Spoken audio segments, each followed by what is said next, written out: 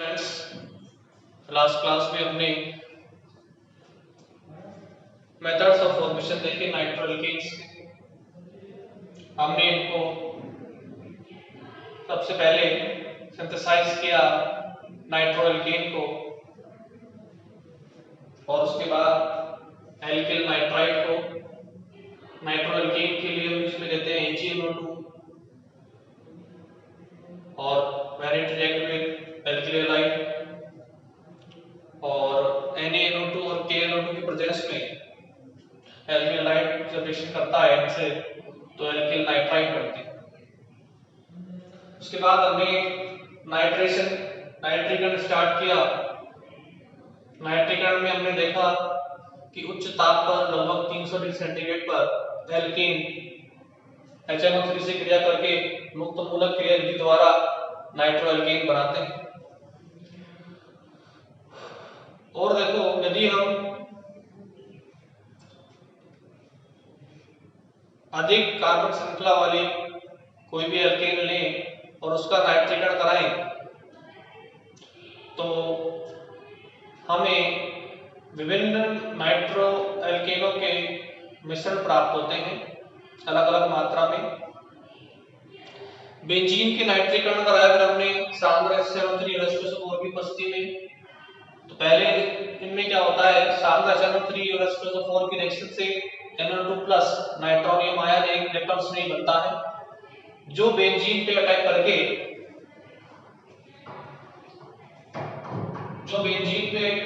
करके नाइट्रोबेंजीन का निर्माण करता है।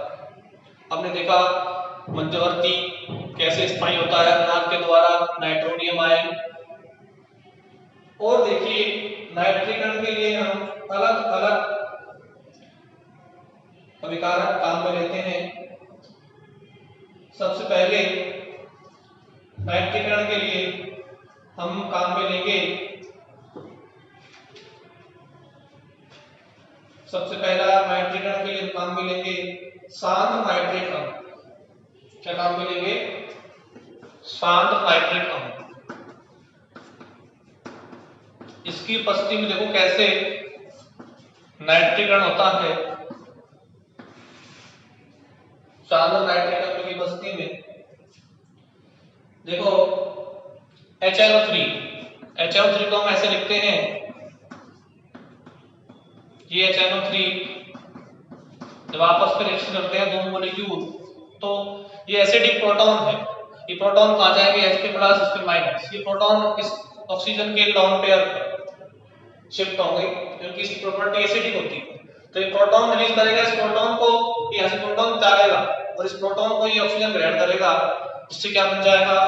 इस तरीके से O पे आ जाएगा पॉजिटिव चार्ज,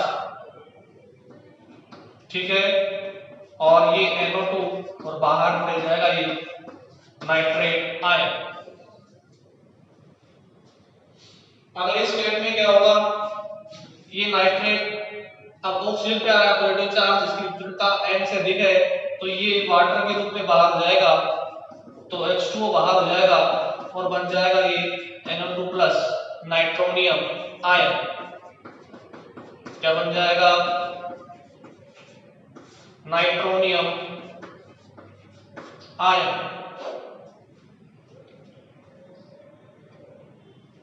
अब ये नाइट्रोनियम आयन फिर बेंजीन पर अटैक करके नाइट्रोबेंजीन का निर्माण कर देगा।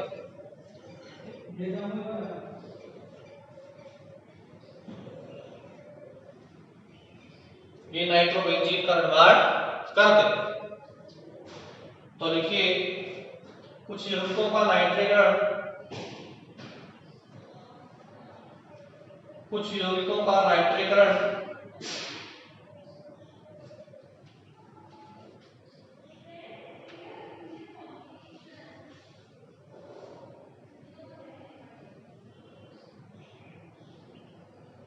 सांद्र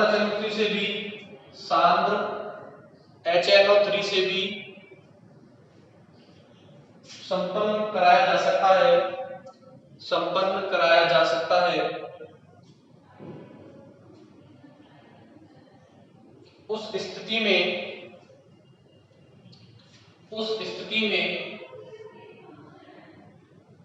नाइट्रोनियम आयन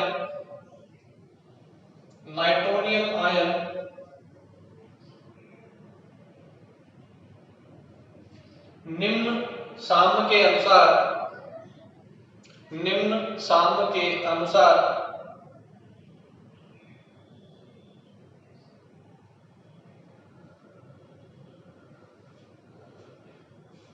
उत्पन्न होते हैं।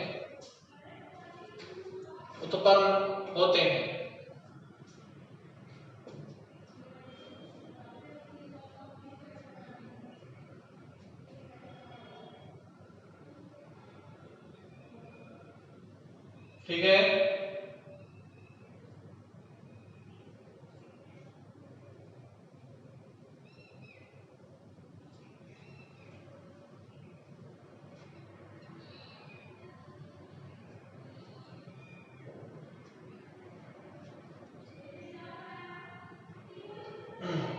अब ये रिएक्शन लिख दो। इस तरीके से नाइट्रोनियम आयन बनता है और ये बेंजीन पे अटैक करके नाइट्रोबेंजीन बना देगा, या कोई भी ग्रुप पे अटैक करके उसका नाइट्रीकरण कर देगा।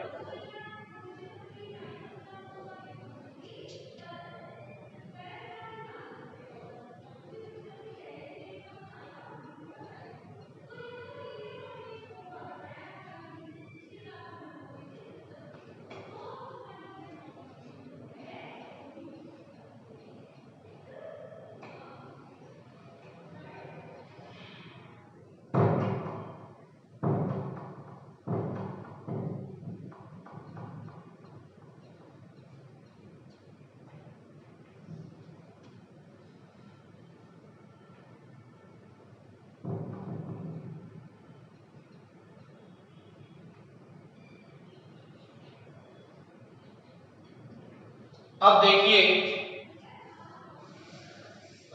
सांद्र नाइट्रिक अम्ल के बाद अब हम कराएंगे तनु नाइट्रिक अम्ल की उपस्थिति में नाइट्रीकरण।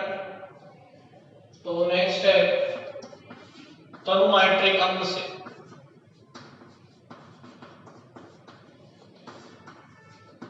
किससे? तनु नाइट्रिक अम्ल से। देखिए इसमें क्या होता है,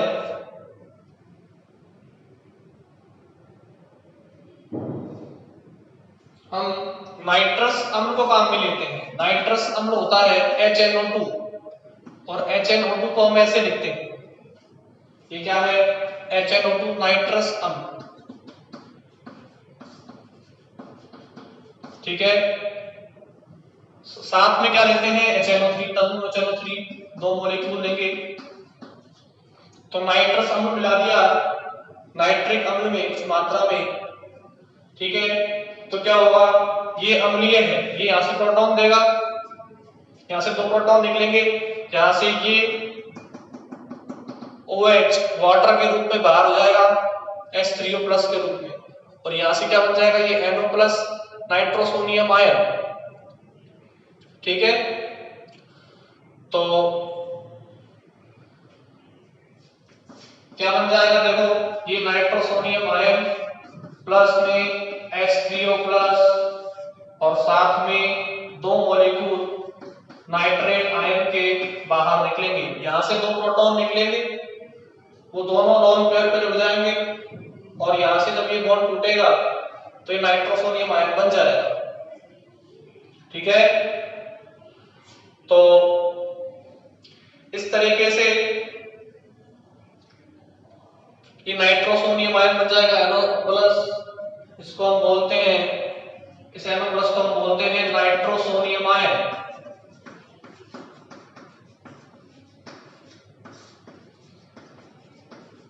अब ये नाइट्रोसोनियम आयन अटैक कर देगा हमारे फिनोल पर या कोई भी एरोमेटिक कंपाउंड पर। फिनोल पर अटैक कौन करेगा? ये नाइट्रोसोनियम आयन। अब ये आपको पता है फिनोल के अंदर ये OH है जुड़ा हुआ है, ये कैसा होता है? ऑर्थो पैरा निर्देशकारी। तो इससे नाइट्रोसोनियम आयन या तो ऑर्थो पे जुड़ेगा या फिर कहां जुड़ेगा? पैरा पे जुड़ेगा। तो इससे उत्पाद क्या बनेंगे? ये OH जुड़ जाएगा ऑर्थो पे जुड़ेगा तो ऑर्थो नाइट्रोसोफिनोल, और पैरा पे जुड़ेगा तो पैरा नाइट्रोसोफिनोल। ये उत्पाद मिलेंगे। ठीक है, तो ये है ऑर्थो नाइट्रोसोफिनोल, और ये कौन सा है, पैरा नाइट्रोसोफिनोल। कौन सा, पैरा, लिखे ना, पैरा नाइट्रोसोफिनोल। आपको पता है OH समूह ऑर्थो पैरा निर्देशकारी होता है, क्योंकि ये वैलेंस इलेक्ट्रॉन देगा।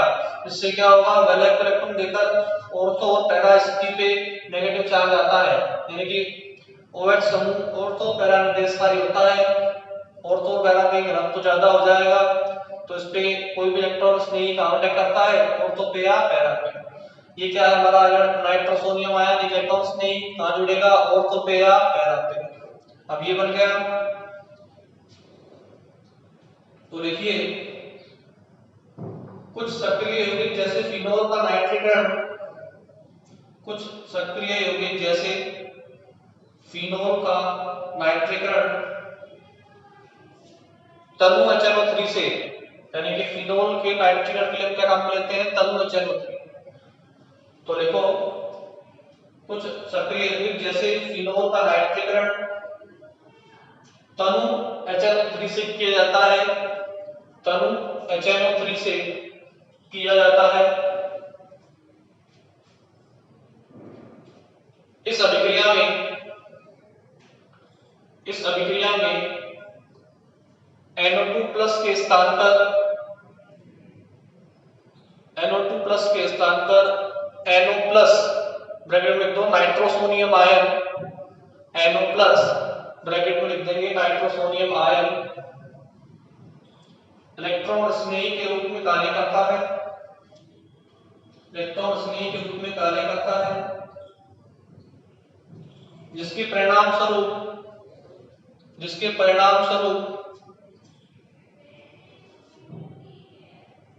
नाइट्रोसोबेंजीन प्राप्त होती है।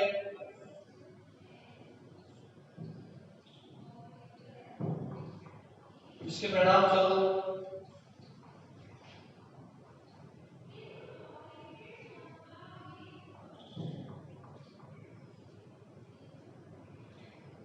नाइट्रोसोबेंजीन प्राप्त होती है, जो ऑक्सीकरण होकर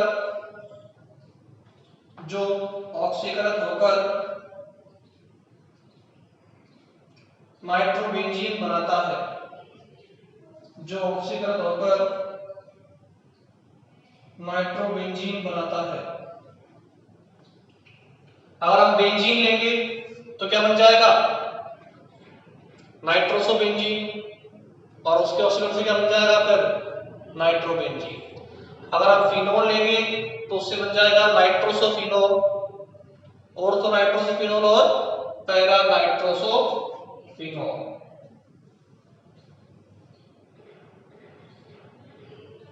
ठीक है,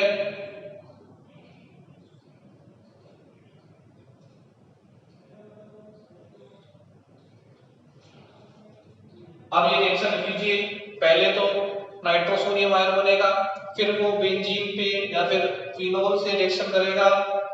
अगर बेंजीन है तो बनाएगा नाइट्रोसोबेंजीन, अगर फिनोल है तो बनाएगा ऑर्थो नाइट्रोसोफिनोल या फिर पैरा नाइट्रोसोफिनोल।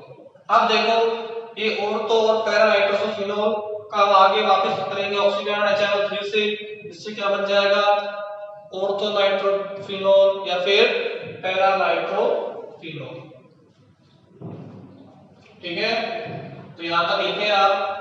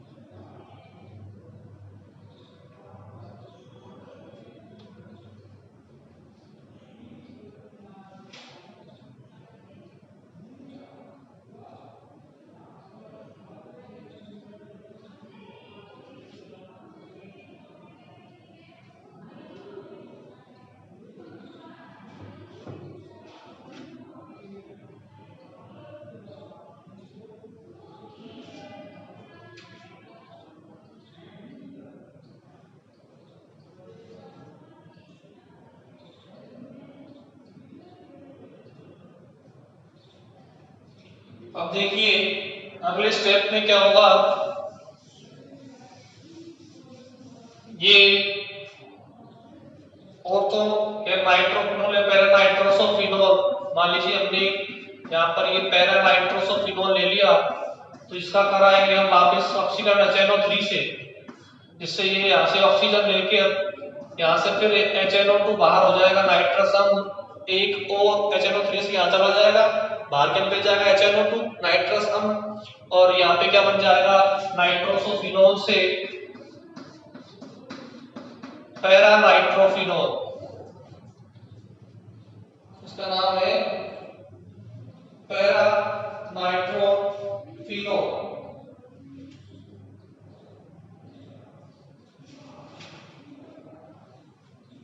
तो ये तो था पैरा नाइट्रोसोफिनोल, और इससे बन गया ये पैरा नाइट्रोफिनोल।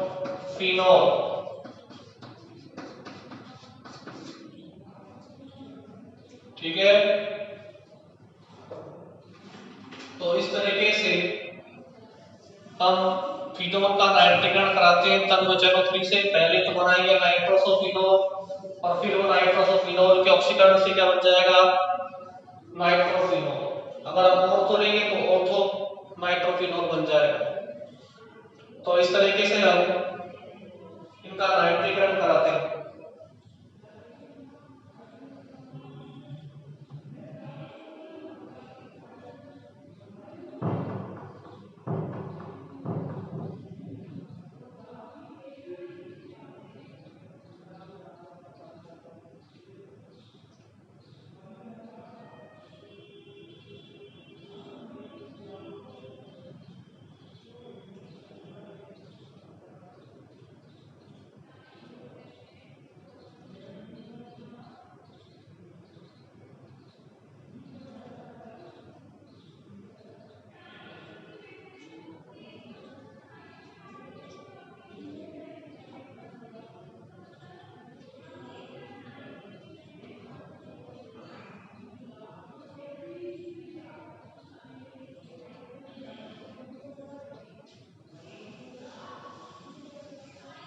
अब देखिए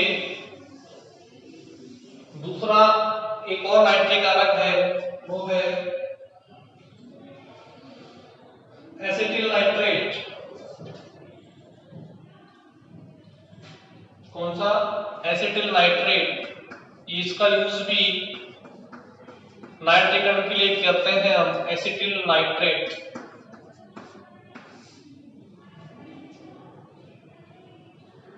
देखो ये एसिटिल नाइट्रेट ये होता है, ये टोलुइन है। इस टोलुइन ये होता है ऑर्थो पैरा निर्देशकारी। When it react with acetyl nitrate CH3 double bond O NO2, that is acetyl nitrate। तो ये इसकी प्रेजेंस में जब नाइट्रीकरण होगा तो यहां से देखो ये बॉन्ड टूटेगा, इधर से इधर एसिटेट आयन निकलेंगे, ये ऑर्थो से एसिटिक एसिड बाहर, यहाँ से H यहाँ पे बन जाएगा NO2 प्लस इलेक्ट्रॉन्स, और वो ऑर्थो पे जुड़ेगा, और ऑर्थो पे जो H प्लस है वो जुड़ जाएगा इस एसिटेट आयन से। तो H का रिप्लेसमेंट इस NO2 से हो जाएगा। भाई ये करंट टूटेगा एसिटेट आयन में और नाइट्रोनियम आयन में, कि नाइट्रोनियम आयन जुड़ जाएगा ऑर्थो पर, ऑर्थो का जो H है वो इससे जुड़ के क्या बना देगा एसिटिक एसिड। आपको पता है CH3 ग्रुप ऑर्थो पैरा निर्देशकारी होता है, तो बनने वाला इलेक्ट्रॉन नहीं ऑर्थो या पैरा एसिड में जुड़ेगा और बाहर निकल जाएगा एसिटिक एसिड। ये एसिटेट आयन यहां से H ले लेगा ऑर्थो से, क्योंकि यहाँ पे कौन जुड़ेगा NO2 ऑर्थो पे क्यों जुड़ा? क्योंकि CH3 समूह कैसा होता है ऑर्थो पैरा निर्देशकारी, किसी भी इलेक्ट्रॉन नहीं को ऑर्थो या पैरा में जोड़ता है। ये प्लसाई प्रभाव वाला समूह है, और प्लसाई प्रभाव वाले समूह सारे ऑर्थो पैरा निर्देशकारी होते हैं। तो बाद बन जाएगा, बताओ ऑर्थो नाइट्रोटोलुइन। तो बाद क्या बन जाएगा ऑर्थो नाइट्रोटोलुइन।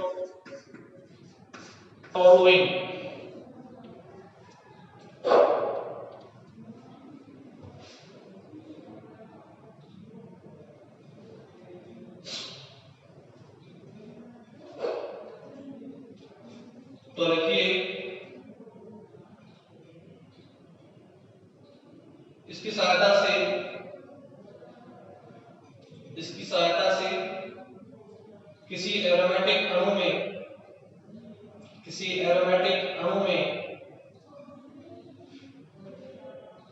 केवल एक ही नाइट्रो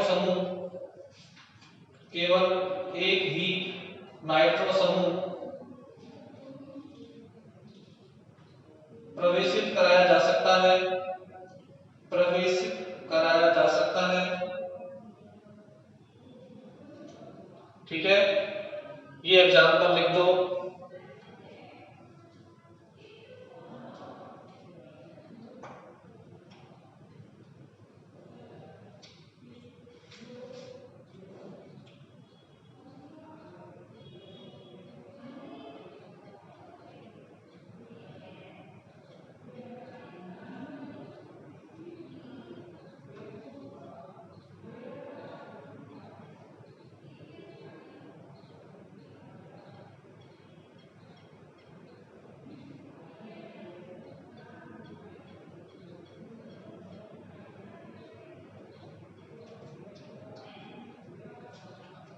ठीक है, तो ऐसे हम विभिन्न नाइट्रिक विकर्णकों से नाइट्रीकरण करा सकते हैं। अब देखिए जो अगला टॉपिक है वो है नाइट्रीकरण को प्रभावित करने वाले कारक।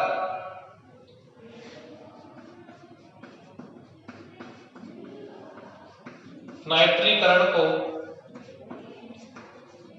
प्रभावित करने वाले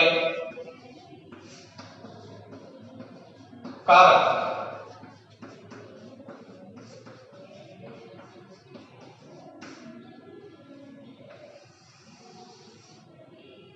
नाइट्रीकरण को प्रभावित करने वाले कारक।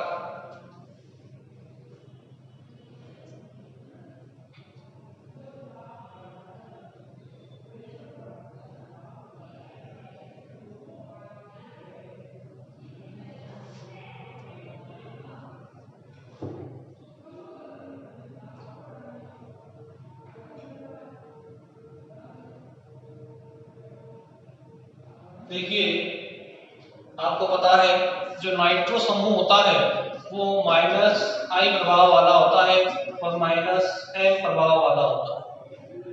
एक ऐसा समूह है, आपने पढ़ा है फर्स्ट ईयर में, निष्क्रियकारी, डीएक्टिवेटर। अब एक वलय के अंदर हम अधिकतम 3 नाइट्रो समूह प्रवेश करा सकते हैं। कैसे कराएंगे? जब हम टेम्परेचर बढ़ाएंगे, ताप बढ़ाएंगे, टेम्परेचर बढ़ाएंगे तो लगातार प्रवेशित होने वाले नाइट्रो समूह की संख्या बढ़ती है। तो लिखिए एरोमेटिक अणुओं में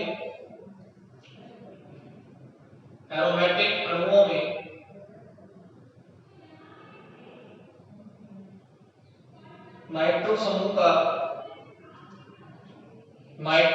का निष्क्रियकारी प्रभाव होता है।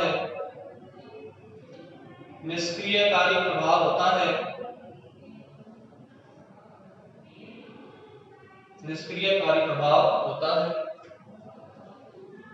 तथा एक बेंजीन वलय में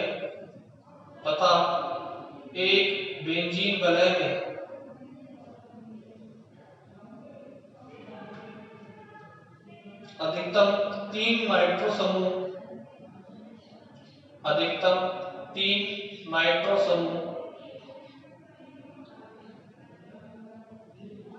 प्रवेशित करवाए जा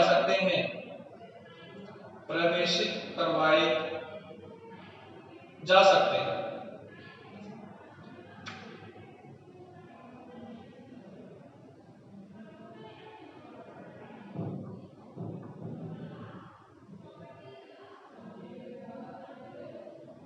ठीक है।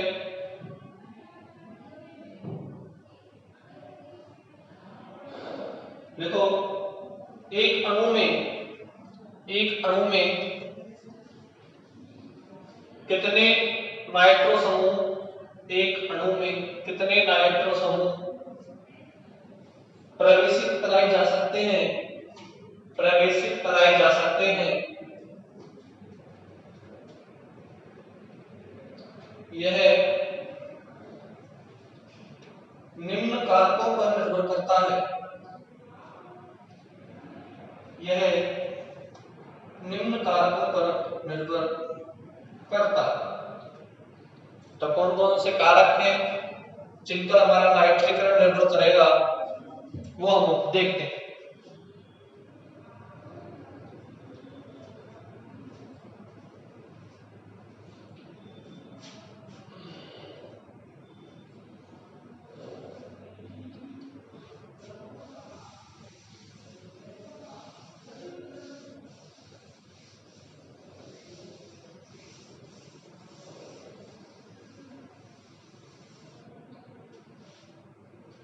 तो पहला कारक है ताप। ताप की भिन्न भिन्न परिस्थितियों में किसी अणु में हम भिन्न भिन्न संख्या में नाइट्रो समूह प्रवेश करा सकते हैं। तो सबसे पहले देखिए, यदि हम बेंजीन का नाइट्रीकरण कराएं, ये बेंजीन है, क्या है ये? बेंजीन। इसका यदि हम नाइट्रीकरण कराएं 30 से 60 डिग्री सेंटीग्रेड पर, तो इसमें केवल एक नाइट्रो समूह प्रवेश करेगा। तो कम ताप पर केवल हमें मोनो नाइट्रो व्युत्पन्न प्राप्त होते हैं। हमने काम में लिया सांद्र H2SO4 प्लस HNO3, दोनों कैसे लिए हैं? सांद्र। कितनी टेम्परेचर पर? 30 से 60 डिग्री सेंटीग्रेड टेम्परेचर पर। ऐसी कंडीशन में क्या मिलते हैं? मोनो नाइट्रो व्युत्पन्न। तो क्या मिल जाएगा? नाइट्रोबेंजीन। क्या मिल जाएगा? नाइट्रोबेंजीन। तो लिखिए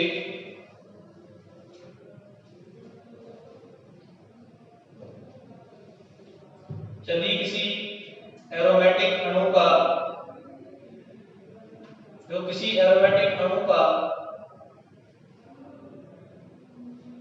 नाइट्रीकरण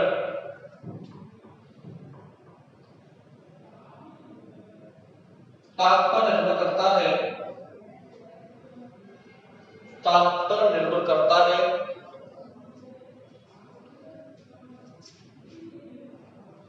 कम ताप पर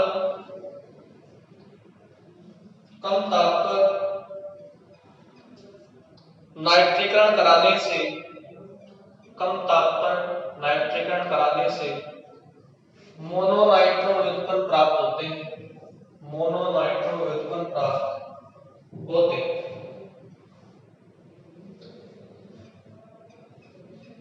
ठीक है।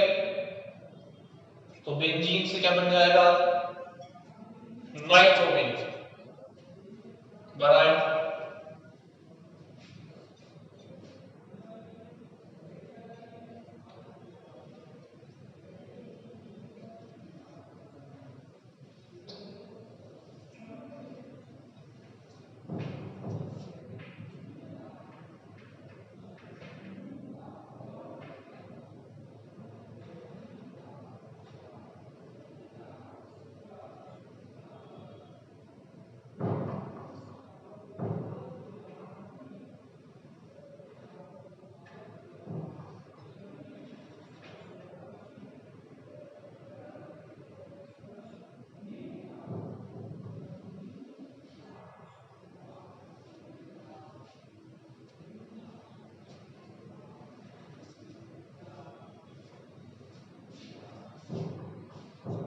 अब देखिए, यदि हम कम ताप पर रिएक्शन टोलुइन की टोलुइन की वही सांद्र HNO3 plus H2SO4 30 degree centigrade पर। तो ये ऑर्थो पैरा निर्देशकारी होता है CH3 समूह। तो ऑर्थो पे पैरा पे जोड़ेगा नाइट्रो समूह को, तो कम ताप पर क्या मिलते हैं, केवल नाइट्रो मोनोनाइट्रो व्युत्पन्न, तो एक ही नाइट्रो समूह जुड़ेगा, क्या क्या बन जाएंगे, ऑर्थो नाइट्रो टोलुइन या फिर पैरा नाइट्रो टोलुइन। ठीक है, दोनों बन सकते हैं, ऑर्थो नाइट्रो टोलुइन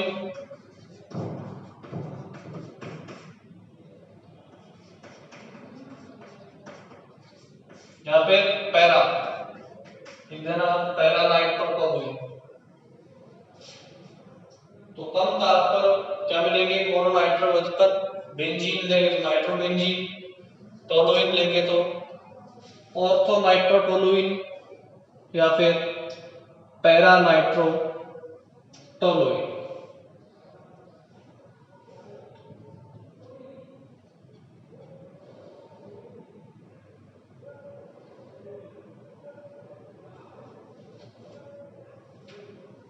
ठीक है, तो इसका नाम है ऑर्थो नाइट्रो टोलुइन और इसका नाम है पैरा नाइट्रो टोलुइन। लिख लेना, जगह नहीं है इसलिए नहीं लिखना। अब देखिए, यदि हम टेम्परेचर बढ़ा दें 60 से 100 तक ले आए तो मोनो बिजली क्या मिलेंगे, अब हमको डाई नाइट्रो व्युत्पन्न। तो उच्च ताप पर, ताप बढ़ाने पर 60 से 100 डिग्री बढ़ने पर 7 डिग्री सेंटीग्रेड पर हमें डाई नाइट्रो व्युत्पन्न प्राप्त होते हैं। ठीक है, तो देखिए ये हमने लिया बेंजीन, सांद्र HNO3 प्लस सांद्र H2SO4 100 डिग्री सेंटीग्रेड, क्या हो जाएगा, मेटाडाइनाइट्रोबेंजीन।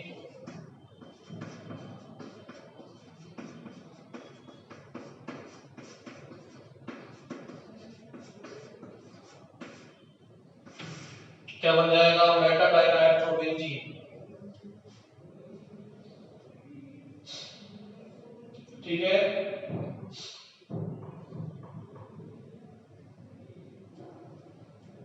तो लिखिए उच्च ताप पर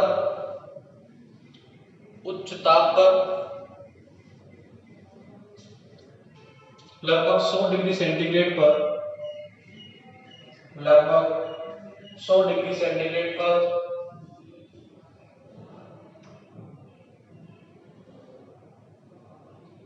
नाइट्रीकरण करवाया जाए तो डाई नाइट्रो व्युत्पन्न प्राप्त होते हैं, डाई नाइट्रो व्युत्पन्न प्राप्त होते हैं। ये रिएक्शन देख लीजिए, नाइट्रोबेंजीन से क्या बन गया, मेटाडाइनाइट्रोबेंजीन।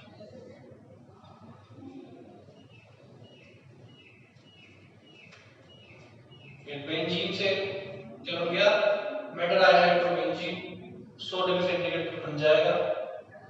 आज की क्लास में इतना ही, इससे आगे हम नेक्स्ट क्लास में डिस्कस करेंगे। इसे नोट कर लीजिए आप।